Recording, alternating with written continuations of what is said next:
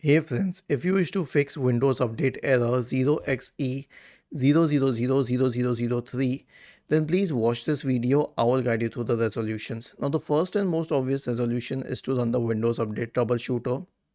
Right click on the start button, select settings from the menu, go to the system tab on the list on the left hand side, select troubleshoot in the right, select other troubleshooters and then click on run corresponding to the Windows Update troubleshooter. It will start detecting problems and resolve them if possible. The next one is to reset Windows Update components. So I have a script for you. I will share it with you in the description section of the video. Simply copy it, search for command prompt in the Windows search bar and click on run as administrator. Paste it here and hit enter. Now I'll tell you what this script would do. It will stop the services associated with Windows Update. It will delete the Windows Update profile. It will delete the contents of the software distribution in cat2 folders. It will re-register the DLLs. It will reset WinSock. It will restart the services associated with Windows updates. Was this helpful?